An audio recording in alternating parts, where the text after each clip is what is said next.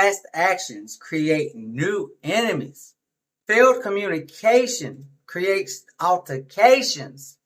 Past allies, now enemies. Woo! Week 4, Big Brother takes an ultimate turn as the deep fake power is initiated. And once upon a time, the final 2-pack, Angela and Quinn, are now head to head against each other, trying to manipulate week 4 and who is evicted.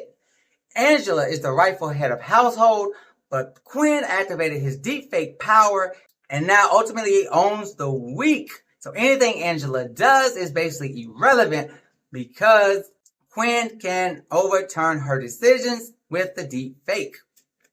It's Wednesday night, Big Brother Season 26. It's the veto competition. Can one of the people on the can one of the house guests on the block save themselves or get another house guest to save them?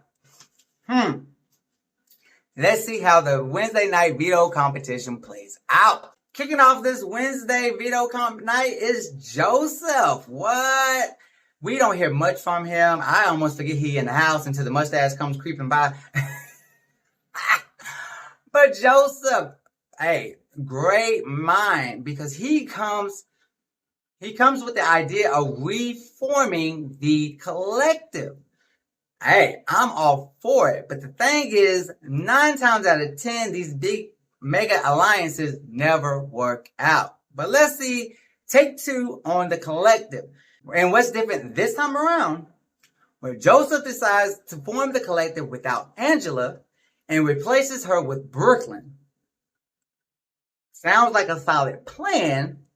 And what Joseph unawarely did not realize that he did unintentionally was shield the Pentagon. So inside of the collective is now the full Pentagon alliance as Brooklyn is added to the collective. I don't know if that was Joseph's intent. Of course it wasn't Joseph's intent. Come on, people. But that was the end state of his reforming the collective. Can that be pivotal? Is it going to break or make the alliance? We shall see. The one thing about Big Brother, they be smiling in your face, talking about y'all be besties outside this house. Love, love. Oh my God, you're the best thing walking since sliced bread. Don't fucking lie to me. Brooklyn, if you don't like Robina, say that shit. Okay, say it with your chest. At any rate, Brooklyn talking about Robina and her are besties. She got love for the girl, but is ready and willingly to use this girl as bait to get Tucker out of the house. I'm sorry. If you love somebody and it's a real friendship in the Big Brother house, do not use that person as bait. That person is gone. The person used as bait is normally out of the house faster than the person that used them. So earlier in the night, Joseph reformed the collective. And now he makes a final 2 with Tucker. Why not? Tucker's winning everything. It'd be a great final 2. As long as he's winning. Because the moment Tucker stopped winning, we've seen it in Big Brother fashion. They're normally out of the house shortly after losing competitions. Let's look back at Michael. Comp Beast of season 24. He was sitting in the house of the jury while Taylor was out winning the game. And while Joseph may have formed this final 2 with Tucker, he also lets America know that he would not stick his neck out for Tucker and the alliance will fail once it's failed. So this is obviously I'm going to use you until you're no longer beneficial to my game type play on behalf of Joseph. And I ain't really mad at it because, like I said, I forgot the boy existed. So at this point, ride the coattails of whoever you can, pimp. It's veto player selection time, and Angela pulls Tucker's name. Since Tucker's already a nominee, he gets to pick the person he wants on his behalf, and he chooses Joseph.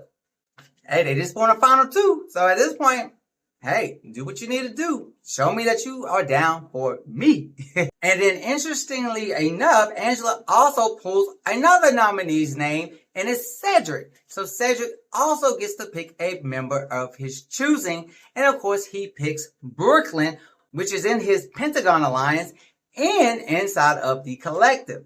So very smart choice on behalf of Cedric. When the veto competition begins, we see that it is a series of rounds. As the players face off against each other in each round, the winner of each round moves forward and the loser gets eliminated. It's a game of memorization of the pattern to advance forward. So you click on the blocks, the steps. As they turn green, that's the pattern. The moment it turns red, you go back to the beginning, and you gotta remember the sequence to get to the end. Sounds like a game up Tucker's alley. But I hope everybody else can memorize and like puzzles as much as Tucker does. Well, as the rounds play out, Tucker and Cedric are the final two. Hey, it makes sense to me. It's Tucker versus Ced versus Tucker. We already know how this will play out. Cedric was picked as a pawn to be the one to knock off Tucker. And Tucker told Cedric that when the chance was given, he would take him out the game. And baby, here we are at the veto competition, week 4. Just one short week after this shit went down. Tucker or Cedric are going to live up to their word and make the first move. But will it also be the final blow? Also, well, when it's all said and done, Tucker wins and he now has the power of veto. Cedric looking in a world of hurt. But now the house guest has mixed emotions. Some are happy that Tucker has won. Others are not so much ecstatic. And others just could give two shits because they don't even know what the hell is going on because they are irrelevant to this game at this point. But hey, everybody got to celebrate some way. This is now Tucker's 4th comp win. If he can make it to 6, he would join the all-time list of most comp wins in the season, which the lowest player right now on the list has 6. So there you go. 6 or more. Can he do it? We know that Tucker wants to take out Cedric because he felt betrayed by him last week, but Tucker also is at Quinn's neck. So Quinn is still shaking in his boots, even more so now that Tucker has won the power of veto. The boy is nervous, y'all. He's nervous. But Quinn, you're not dumb. You are a Big Brother super fan, so figure the shit out. Save yourself. Or get out of the situation and dodge a bullet, alright? Okay? So in good Tucker fashion, he does wave around the idea that he's not going to use the power of veto on himself.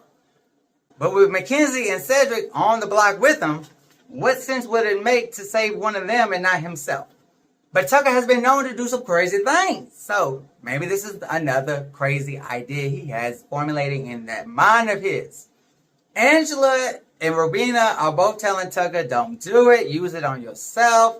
Don't take the risk. Because the benefit is not worth the risk.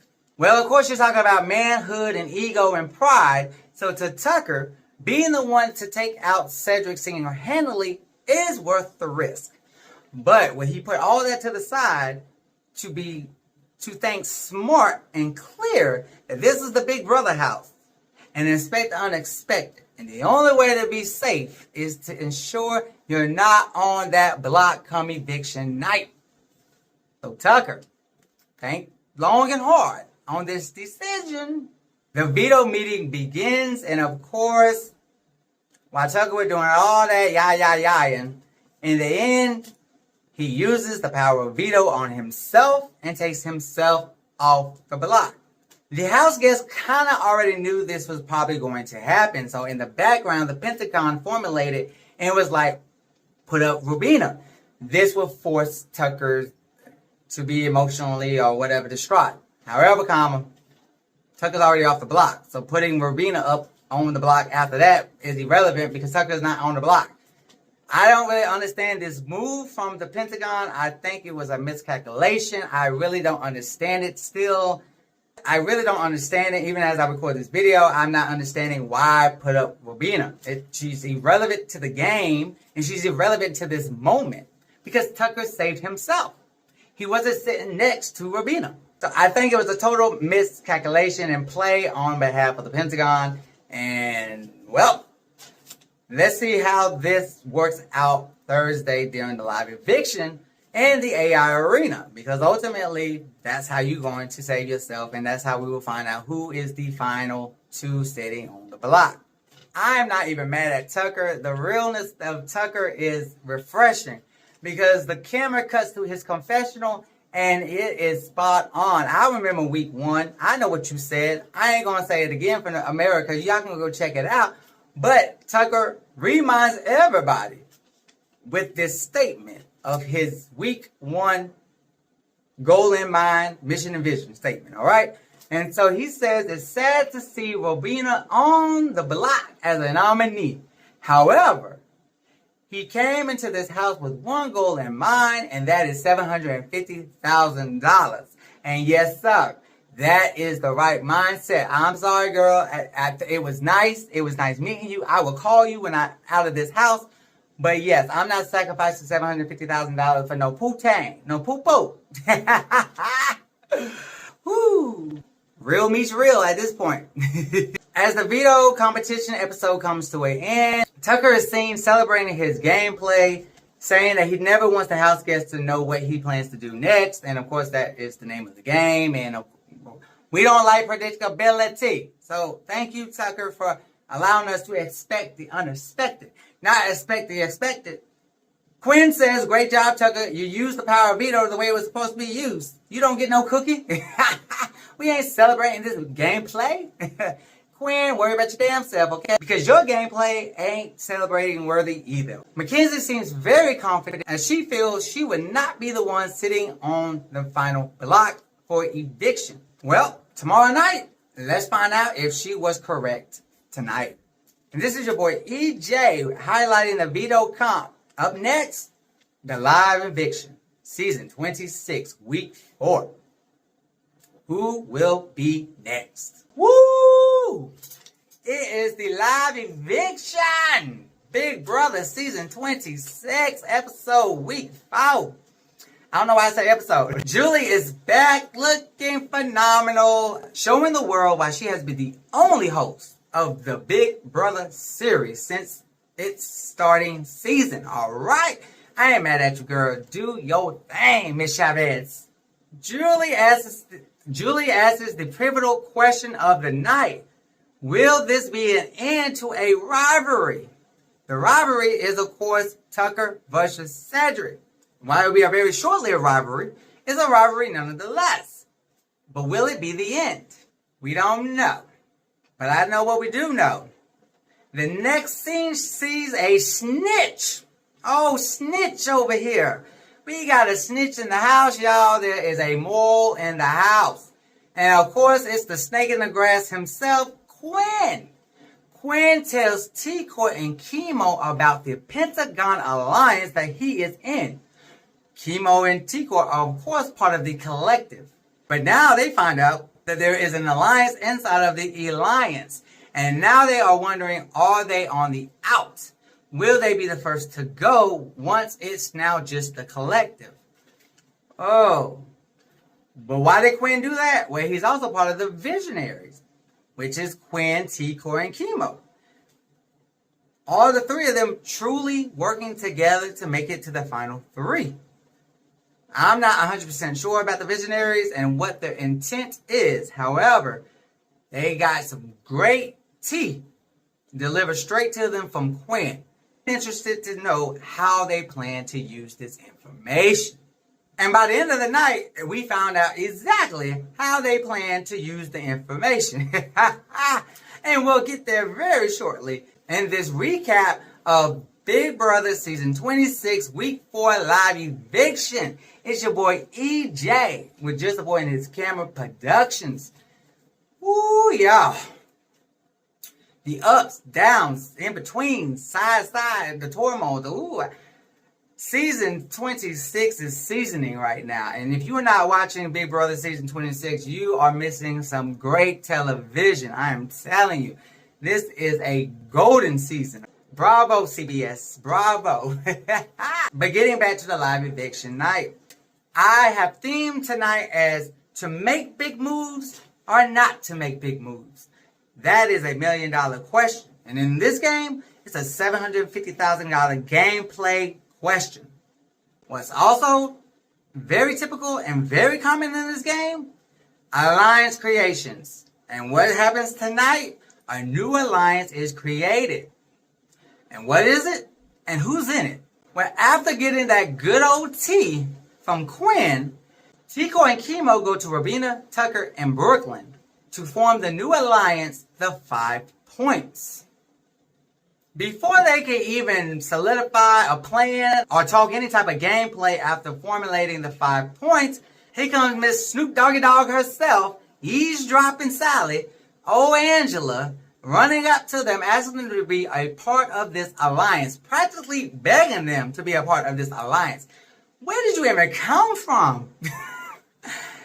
They are looking crazy. They're just staring at her. Nobody is saying anything because, yeah, nobody wants to work with you, Angela. You are cray. A loose cannon. But ultimately, Tucker does what? He agrees to it. And they bring Angela into the alliance. And they immediately go from the 5 Points to 6th Avenue. I like the name. I don't think it's going to do anything or actually be relevant to the game, but I like it. Looks good on paper. So with all these different alliances being created, being folded, being traded in, reformed, it's so hard to keep up with what alliance is actually aligning right now. But at any rate, Chemo don't even know which one to be loyal to this week. That's how many he's in. But Chemo not even being on the block, he just is ensure that he makes the right decision that doesn't expose his gameplay. We need players like Brooklyn. We need allies like Brooklyn because she starts to formulate a plan to save Cedric because it looks like Cedric is the one that will be voted out of the house if he is sitting next to Robina on the block after the AI arena. It's time for Chemo and Tico to reunite and figure out what the hell they plan on doing. They know about the Pentagon. They're in the collective. They're in the Visionaries. They created the 5 Points with Tucker and now 6th Avenue. It's a lot. As they discuss who to be loyal to and what is best for their game, AI Arena time. So time is limited. They better get their thoughts together as we figure out who will be saved from the block by winning the AI Arena. Rubina, Mackenzie, and Cedric enter the AI Arena. It's ball rolling. Woo!